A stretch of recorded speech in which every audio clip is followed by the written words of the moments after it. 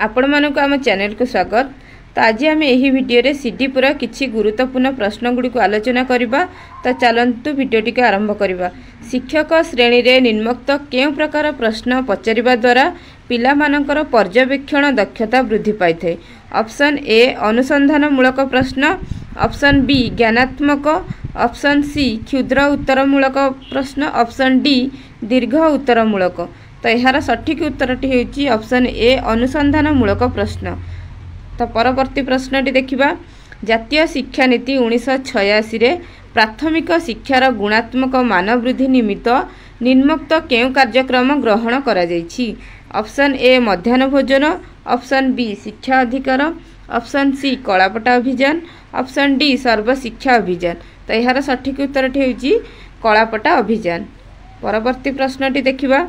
कार्य माध्यम रे भूगोल, इतिहास और विज्ञान आदि विषय रे शिक्षादान निम्नोक्त केउ शिक्षण उपकरण द्वारा संभवपर। ऑप्शन ए क्रियाशील, ऑप्शन बी प्रदर्शन, ऑप्शन सी मात्रा सूचक, ऑप्शन डी चित्रण। यार सठिक उत्तर होची ऑप्शन ए क्रियाशील। तो परवर्ती प्रश्नटी होची निम्नोक्त केउटी गणमाध्यम शिक्षण सामग्री अंतर्भुक्त। तो option A planet board, option B radio, option C audio tape, option D video tape. तो यार सठिक उत्तरटी होची रेडियो। परवर्ती प्रश्नटी देखिबा। निम्नलिखित मध्यरु केउटी एक उत्तम शिक्षण कार्यर लक्षण।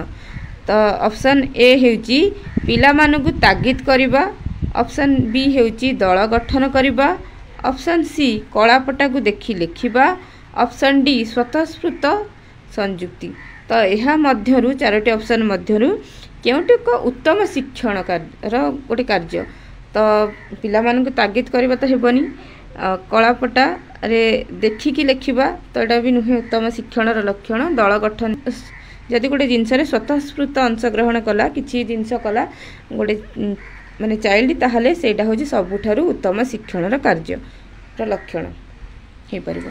सर्वशिक्षा अभियान रे निम्नोक्त केउ योजना अनुसार कांथ शिक्षण कार्य निमित्त स्थान रहिबा आवश्यक।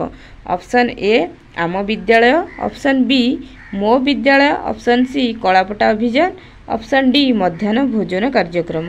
तो यार सठिक उत्तरटी होची आम विद्यालय। तो नेक्स्ट क्वेश्चन टी देखिबा। शिशु मानकु शिक्षा देबा पई फ्रोबेल केउ शिक्षादान पद्धति आविष्कार करथिले। फ्रोबेलकर शिक्षादान पद्धति आपण मानक एठारे कहबाक पड़िबो।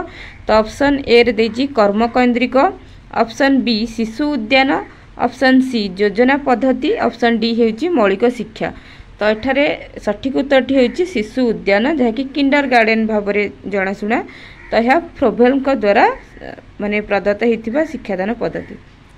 तापर नेक्स्ट क्वेश्चन टी देखिबा। पिला मानकर आवेगिक विकास पाई निम्नोक्त केउ कार्य अवलंबन करा जाई परिबो। पिला मानकर आवेगिक विकास पाई तो ऑप्शन ए रे रहिछि अभिनय, ऑप्शन बी तर्क, ऑप्शन सी नाटक रचना करिवे, ऑप्शन डी गद्य रचना। तो यह भितरे से मानकर आवेगिक विकास पाई एहार सुइटेबल ऑप्शन टी होछि ऑप्शन ए अभिनय माध्यम रे पिला मानकर आवेगिक विकास होई परिबो। तो तापरे देखिबा नेक्स्ट क्वेश्चन डी। मागणा और बाध्यतामूलक शिक्षा निमंते शिशु मानक पई शिक्षा अधिनियम केबे प्रचलन करा जायतिला। तो option A 2001, option B 2009, option C 2005, option D 2004। तो शिक्षा अधिकार अधिनियम जहाँकि 2009 रे आसीतिला एटा समस्त जानिथिबे। तो नेक्स्ट क्वेश्चन देखिबा। तो नेक्स्ट क्वेश्चन डी होची शिक्षा अधिकार अधिनियम 2009 व्यवस्था अनुଯାयी प्रतिवर्ष शिक्षक प्रथम रु पंचम श्रेणी पर्यंत केते घंटा शिक्षादान रे विनियोग करबा आवश्यक। तो एठारे देइची जे जने शिक्षक प्रतिवर्ष प्रथम रु पंचम श्रेणी पर्यंत केते घंटा शिक्षादान करिवे। तो एठारे रहिची देखंतु ऑप्शन ए रे 600 घंटा, ऑप्शन बी रे रहिची 1000 घंटा, ऑप्शन सी हेउची 800 घंटा, ऑप्शन डी हेउची 500 घंटा। तो यार सठिक उत्तर जेतु प्रथम रु पंचम देइची तेणु यार सठिक उत्तर होची 800 घंटा। जदि आपको ये वीडियोटी भल लगी था तेरे वीडियोटी को लाइक करने सहित चैनल को सब्सक्राइब करें। धन्यवाद।